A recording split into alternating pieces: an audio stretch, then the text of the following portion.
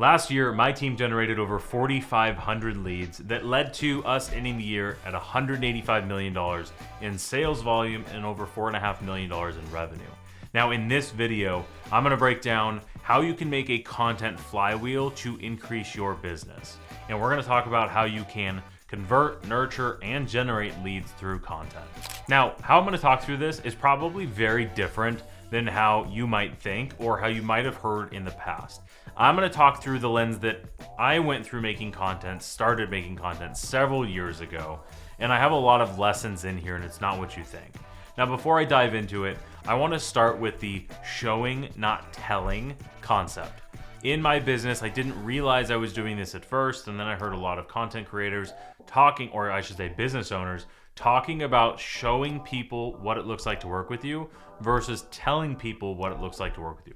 Showing is 1,000 times more effective than telling, especially in content. And for example, even in the hook that we used in this video, I am showing a screenshot of the leads that we generate, conversations that we had, and the appointments that we set. And you can also see that it's way more, if you know how to use Follow Boss, you can see that it's way more than the year before. So I am showing you what we're doing. I'm not telling you only what we're doing. Now, the reason that I bring this up first is we are going to walk through your content flywheel. And I'm gonna talk about the three major chunks to your flywheel, or the three major, whatever they're called, things that make the flywheel spin. Now, I thought of this backwards. When I first started thinking about making content, my intention was to generate leads. And this kept me up and struggling about what content to make. When I started just making content and I was taking what were the problems our customers were having and then making a video about it, what were the questions our agents had that came from the customer, making videos about it. And what I realized I did was I started making content to convert and nurture leads before we ever started trying to generate leads from it. So the cogs in our flywheel, the things that make our content fly round, is we want to make content to first convert the leads we already have and nurture the leads that we already have. Then we can talk about generating leads. So let's break this down. The first thing that I want to do is talk about how to actually make the content that is going to nurture and convert your leads. We'll get to generating them at the end, but let's talk about how we convert and nurture leads. Number one is to document you doing your job. I think, for example, the hook that I used in the beginning, where we put up a screenshot that literally shows the leads generated, the appointments and conversations. This shows that I actually do this with my real estate team and I don't just sit here and talk about it in front of a camera. So you want to document you actually doing your job to your consumers. If you go to my Instagram channel, this is something we are putting an even bigger emphasis on, is actually showing me running our business, or like showing what my actual life looks like as a real estate team leader. Now, as a real estate agent, your consumer thinks that you do two things: open up doors and make too much money on the buy side and get a listing agreement signed, put a sign in the yard, put it on Zillow, and make way too much money selling a house. And the reason is, I don't blame most of the consumers. As a real estate agent, we post, if you look at most people's content, it's just listed, just sold, just listed, just sold.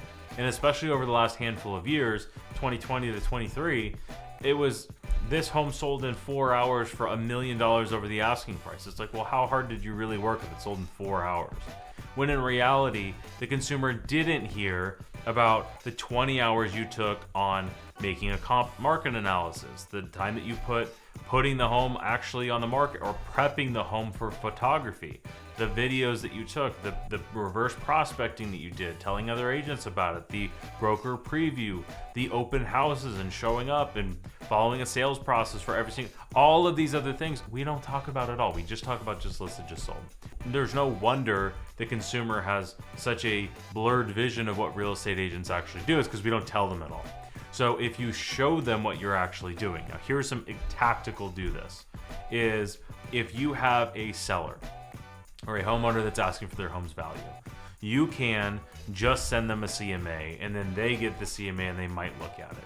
But you might also post content about, hey, I've got a homeowner that I just did their market analysis. when they bought the home from me 4 years ago, the home was worth $700,000, and I just did their market analysis, and their home was worth $1 million, and they now have $500,000 in equity, and we're talking about buying an investment property.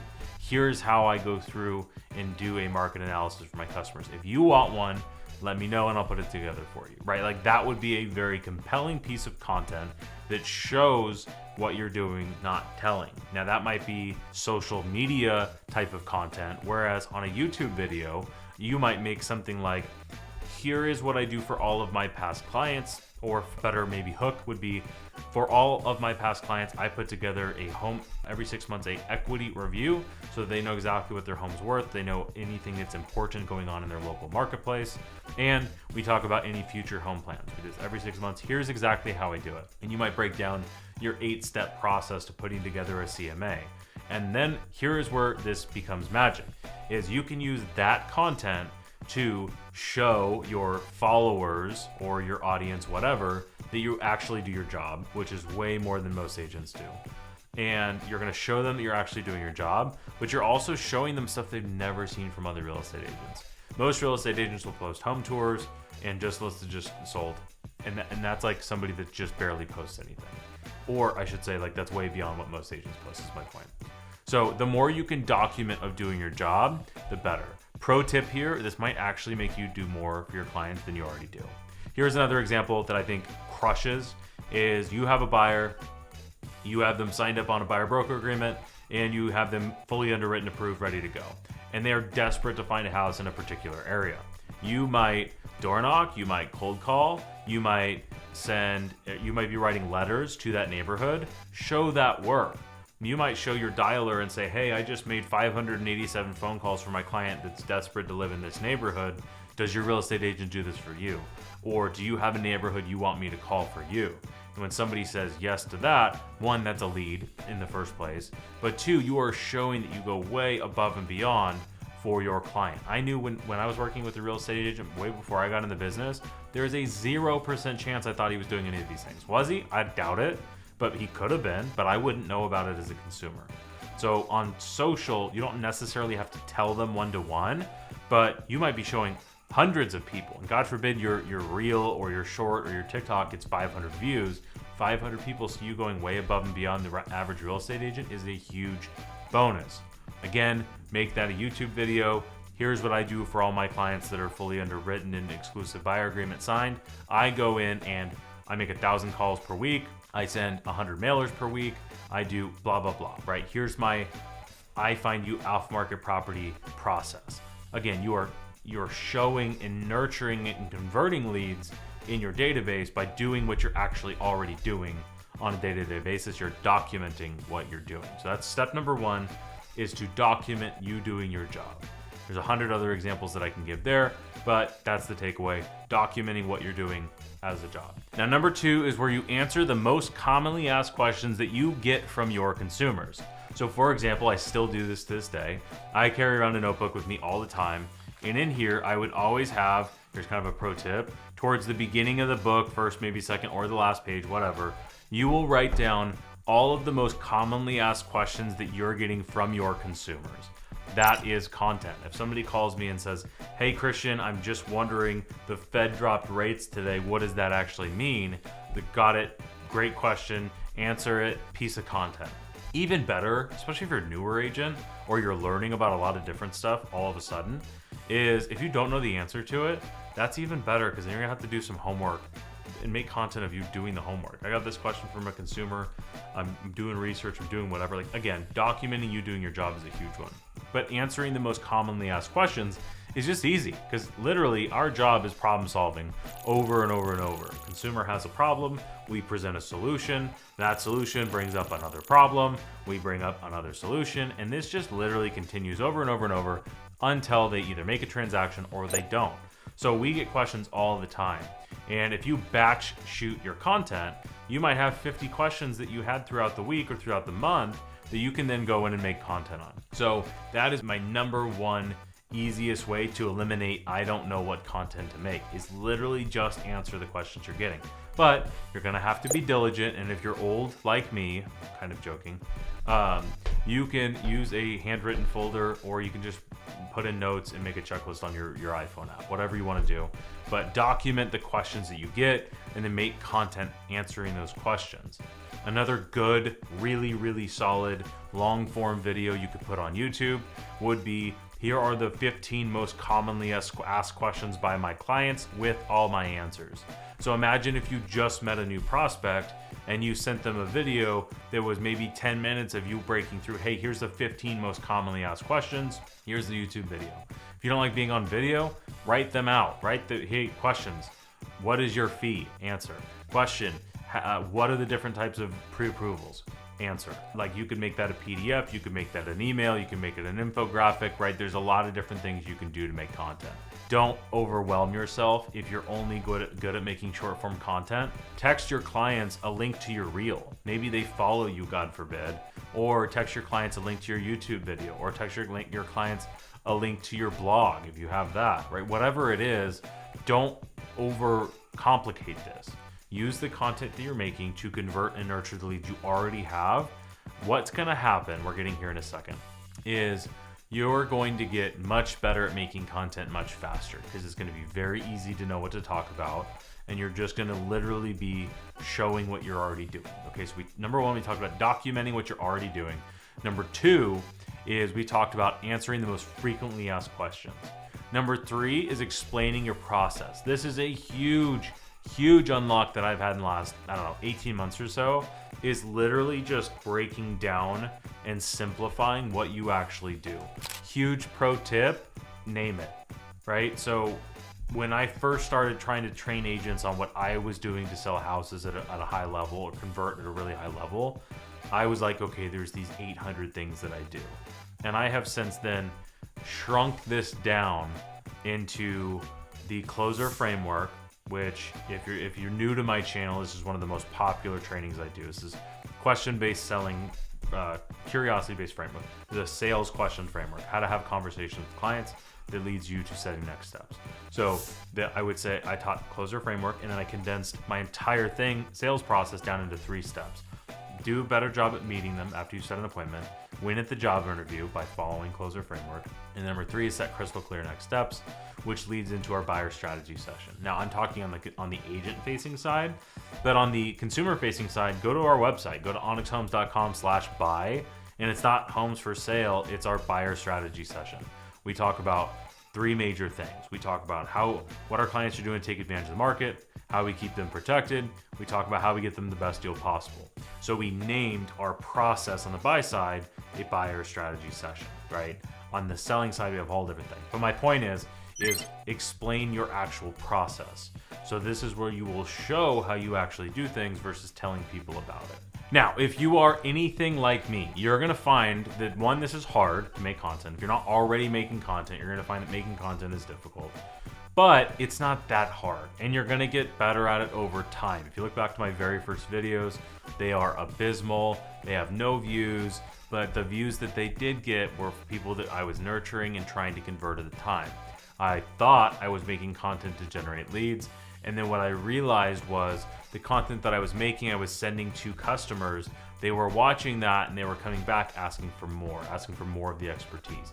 Now, huge reminder for you, I'm not in production at all. So when I started making content, I was already out of selling. So the impact that I have, as most of these leads, I am a complete stranger. They might have met with Adam and gone to a house and toured the property, and then they're getting emails of value from me as the team leader. They don't know who I am. But I get responses all the time from people that appreciated all of the value. They've never met me before, and they will respond to my emails and say, hey, you know what, Adam was fantastic. I really appreciate you connecting us, or I'm glad that I met your guys' team. Your process, like, thank you so much, right? We get positive feedback from me as a total stranger. So my point for saying that is, if I was selling and I was doing all of this value add with the customer, my conversion rates go through the roof. And I had high conversion beforehand. I can only imagine how much easier it would have been if I had been making this type of content to nurture and convert before I stopped selling. It would have been very interesting to see. Now, let me share a story with you very quick. When I started making content was about 4 years ago, and we took it serious about 3 years ago. We took it really serious about 2 years ago. So for the first 2 years, we really only focused on nurturing and converting the database. At first, we tried to generate leads and we're like, God, this is so hard. We don't know what to do. And then it was like, you know what? I'm a salesperson. I'm not an influencer. So I was like, it would be helpful if I could just, instead of having to give my best sales pitch every single time, if I could just send a video to somebody to give them the whole breakdown. That's how content started. And what ended up happening will probably not shock you is our conversion rates. Again, I wasn't selling at this time. Our conversion rates across the board for all agents and all sources went up. It just made it easier to sell people, or at least to win the business, I should say, because we were providing more value up front. Duh. Right? And that was what would really happen for the first 2 years. Only in the last year and a half have we, and again, for content, like really maybe the last year, but really in the last year and a half, we have actually intentionally started trying to generate leads from our content. We just got so much lift from nurturing and converting the leads we already had that generating leads was not as important. Now that might sound crazy, but the goal is not to generate leads. The goal is to do deals.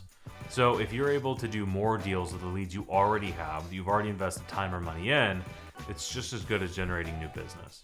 The point is you're doing both at the same time and you're getting better at content as well too.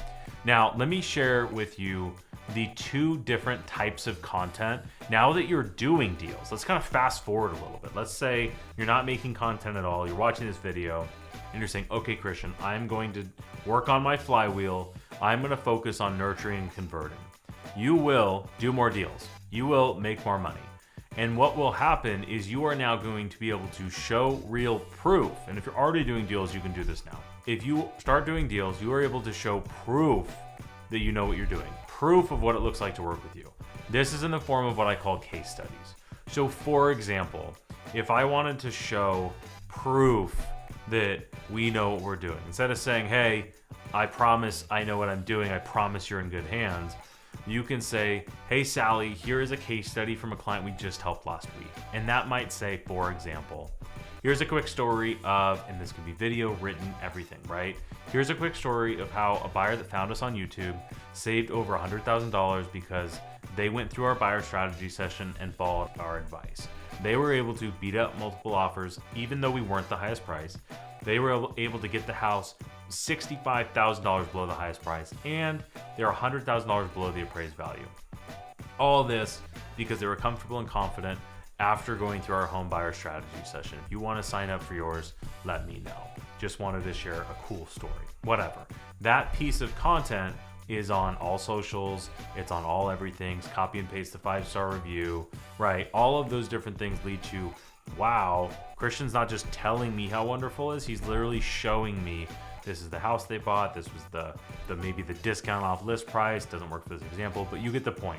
Showing proof, copy and pasting the 5-star review over the picture of the house, whatever it might be, right? Showing proof with case studies. So for example, and this is something I use all the time in our consumer facing advertising, is since 2020, our team has done 620 transactions for almost $600 million in sales volume. But the thing we're most proud of is 400 of the 600 have left us 5-star reviews, meaning it seems like we do a pretty good job of having really happy customers. And don't overthink this, like 600 deals, 400 5-star reviews. So 2/3 of all of our customers leave us a 5-star review. Wow, that's fantastic. You don't need to overthink this. Now the numbers, you could say I helped 6 people and I have 8 5-star reviews. Is you want to tell the truth, state the facts, as Alex Hormozi says it. You just want to say the truth. I had an agent on my team ask me, here's another quick story, is, hey, is it impressive if I say in my content that I've sold $7 million in volume in my career? It's like, well, I don't know. It doesn't matter. Like, it's true, right? And then every video, maybe it climbs. Maybe next month when you do another video, you're going to say 8 million. Maybe next video, you're going to say 10 million. Because when I say we've done 500 or 620 deals in 5 years, like, I didn't say that last year, and I wouldn't lie is my point, right? So you just want to be able to tell the truth for what you've actually done. And if you haven't done anything, leverage the stats of your team or your brokerage or whatever, right? We have done. I tell my brand new agents, don't say I've sold 3 houses. I say we as a team, we have sold 620 homes in the last 5 years, right? We have 400 5-star reviews. You're in pretty darn good hands. So you can change those things that way. Anyway, that's case studies. The last thing that I'll share with you is behind the scenes.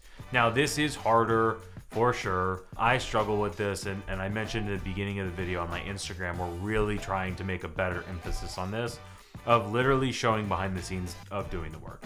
So for example, if I gave you a behind the scenes of my day on Tuesday, it would be like a time lapse of me sitting in front of this camera for like 9 hours straight, where I might say, you need to time block the things that are really important to you and you need to follow your time blocking. But if I show you that if I recorded this for 9 hours straight, I would literally just be sitting here making videos for 8.5 hours of the 9 hours. I might walk to the bathroom a few times, grab lunch, whatever, but that is what I mean by showing doing the work. Now, as a real estate agent, you could do the day in the life type stuff, right? You can show putting the house on the market.